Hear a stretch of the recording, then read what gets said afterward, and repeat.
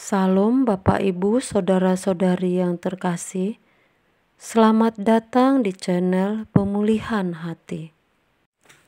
Mari kita mendengarkan renungan firman Tuhan yang berjudul Perubahan Rohani. Pada umumnya, semua kita atau semua manusia atau hampir semua manusia mengharapkan adanya perubahan. Keadaan yang berubah sesuai dengan keinginan atau harapan. Petani ingin apa yang ditanamnya bertumbuh dan suatu hari menghasilkan buah. Pebisnis mengharapkan bisnisnya berkembang menjadi lebih baik. Orang yang berkarir mengharapkan karirnya sukses dan bisa lebih berhasil dalam karir tersebut.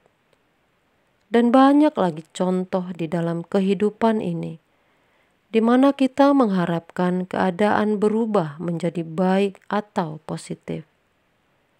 Di setiap akhir tahun, kita mengharapkan keadaan di tahun yang baru menjadi lebih baik. Pertanyaannya, apakah kita memperhatikan perubahan hidup rohani kita? Apakah kita memberikan perhatian yang sepatutnya dalam hubungan kita dengan Tuhan? Apakah hubungan kita semakin intim dengannya? Apakah hidup kita semakin berkenan kepada Tuhan atau tidak? Apakah kita semakin takut akan Allah, semakin menghormati Dia, semakin berkorban, semakin sepenanggungan dengan Tuhan atau tidak? Sedikit sekali orang yang serius memperhatikan hal ini.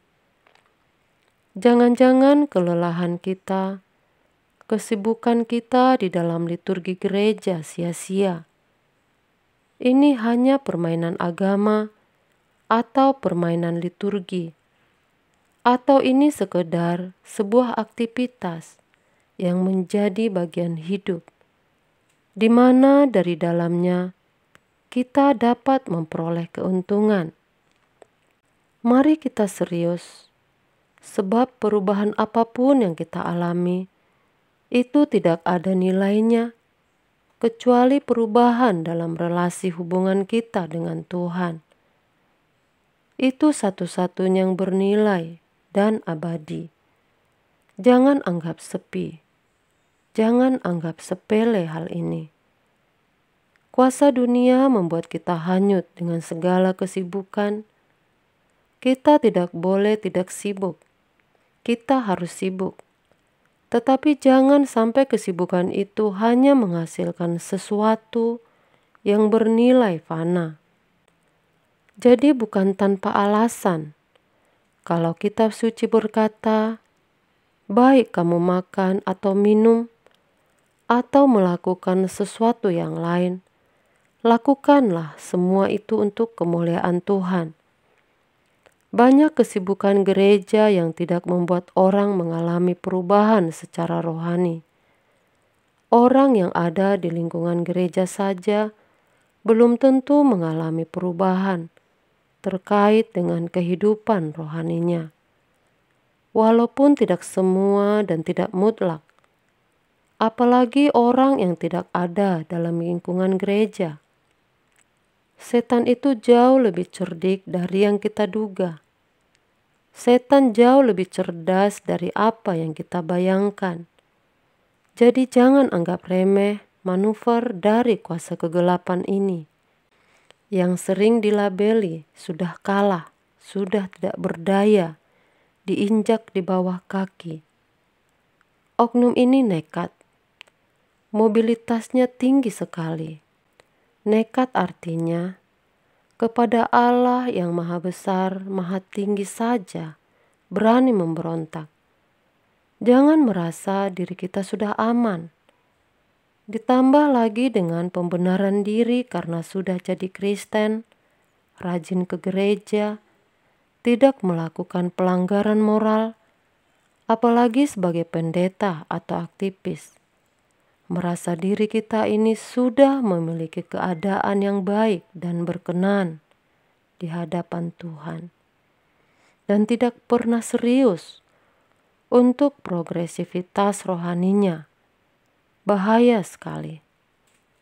Kalau jujur, harus dikatakan hampir semua orang tidak peduli hal ini.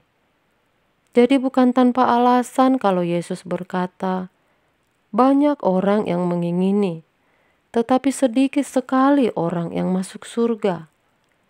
Bukan tanpa alasan kalau Tuhan Yesus berkata, jika Anak Manusia datang kembali, apakah ia mendapati iman di bumi? Kita tidak boleh tenang-tenang saja. Tidak boleh.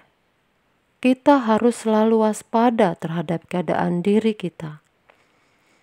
Kalau berhadapan dengan Tuhan, kita bertanya, apa penilaian Tuhan terhadap diriku? Apakah Tuhan puas?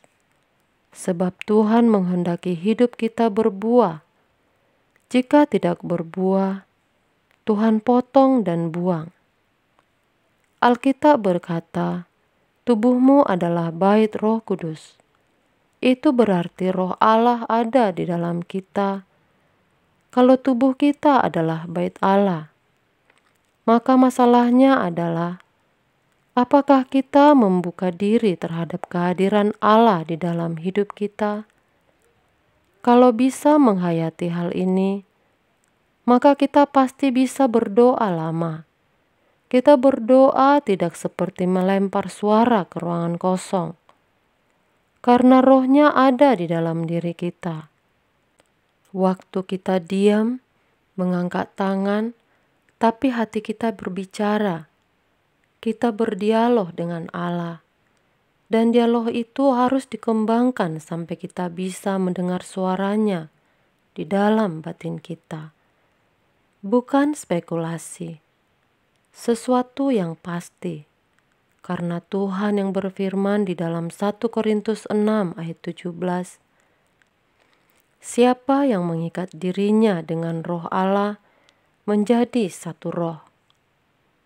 Jadi karena tubuh kita adalah bait Allah, maka kita tidak boleh mencemarinya dengan kotoran sekecil apapun. Pikiran kita harus bersih. Jiwa kita harus bersih. Dan yang menentukan bersih tidaknya diri kita adalah diri kita sendiri. Tergantung kita. Apa yang kita masukkan di dalam taman jiwa kita tergantung kita. Kita buka pintu selebar-lebarnya sehingga bisa apapun masuk, bisa. Atau kita tutup serapat-rapatnya sehingga tidak ada yang bisa masuk, juga bisa. Kita yang harus selektif, apa yang boleh masuk, apa yang tidak. Kita akan sangat menyesal ketika telah kehabisan waktu atau kesempatan, sebab kita tidak bisa merapel dalam waktu singkat untuk mencapai pertumbuhan rohani atau memiliki kedekatan atau keintiman dengan Allah. Seperti 5 gadis bodoh yang ketika mempelai datang, pelitanya padam karena tidak ada persediaan minyak. Mereka tidak punya cukup waktu untuk membeli cadangan minyak. Maka dunia kita itu mestinya hanya Tuhan. Sementara kita mengurus rumah tangga, bekerja mencari nafkah, sekolah, bisnis, dengan 1001 kesibukan dan masalah. Semua tetap terfokus kepada Tuhan. Adalah mengerikan kalau kita tidak mengalami. Adalah mengerikan kalau kita tidak mengalami perjumpaan dengan Tuhan.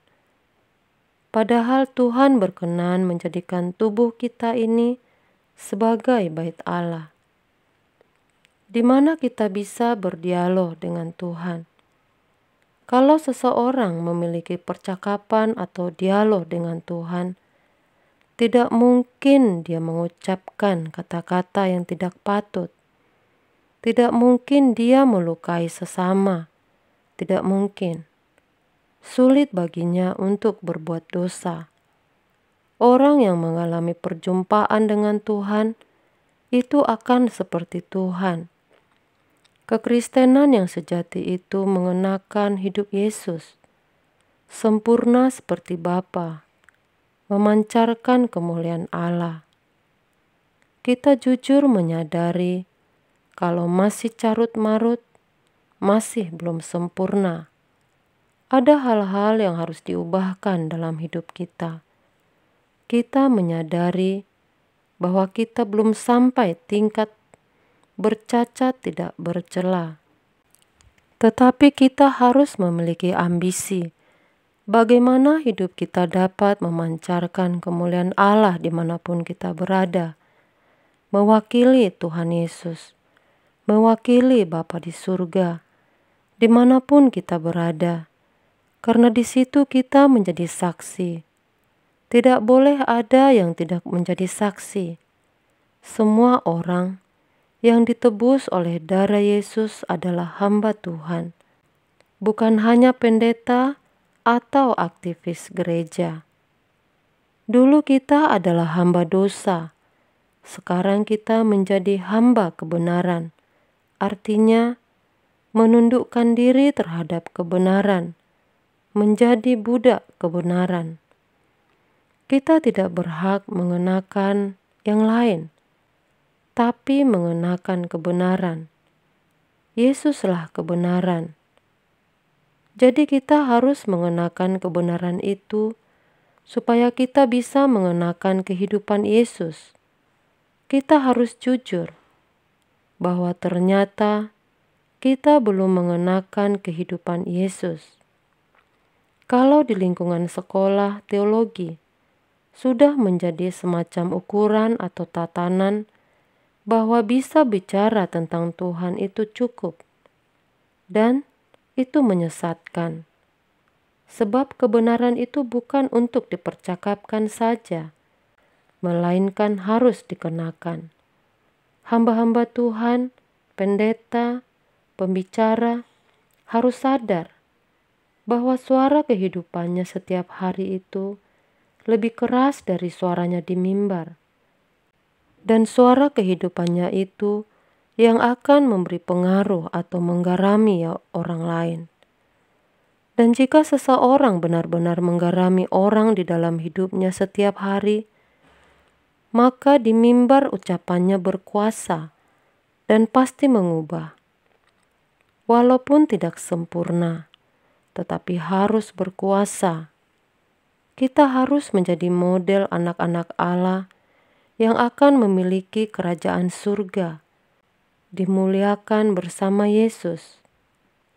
Maka kehidupan kita harus bisa menembus batas. Artinya bisa hidup tidak seperti orang kebanyakan.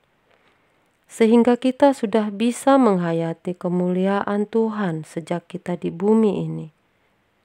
Dan kalau kita bisa menghayati hal ini, maka kita akan memiliki gairah yang tinggi untuk benar-benar hidup, tidak bercacat, tidak bercela. Jika kita tidak serius berubah, kita pasti akan sangat menyesal. Dunia kuat sekali mempengaruhi kita, terutama bagi yang tidak peduli dengan kekekalan. Walaupun mereka bukan orang jahat, orang baik-baik, tapi mereka tidak serius menghadapi pengaruh dunia sekitar. Dan ini membahayakan sekali, sebab kita bisa kehilangan kesempatan emas untuk menjadi orang-orang yang berkenan di hadapan Tuhan. Maka kita harus berambisi besar untuk menjadi seorang yang benar-benar dinilai berkenan di hadapan Tuhan. Bukan hanya perbuatan salah yang kita lakukan, yang kita mohonkan ampun, melainkan sikap hati dan batin kita. Tingkat kedewasaan kita yang belum memuaskan hati Allah, juga kita mintakan ampun, supaya kita berubah, supaya tindakan kita selalu presisi dengan pikiran dan perasaan Allah. Itu mulia, agung, dan berharga. Dari setiap kata yang kita ucapkan, setiap gerak pikiran dan perasaan, setiap perbuatan kita menyenangkan hati Allah. Itu sudah luar biasa. Itu kekayaan yang tiada ternilai dan abadi.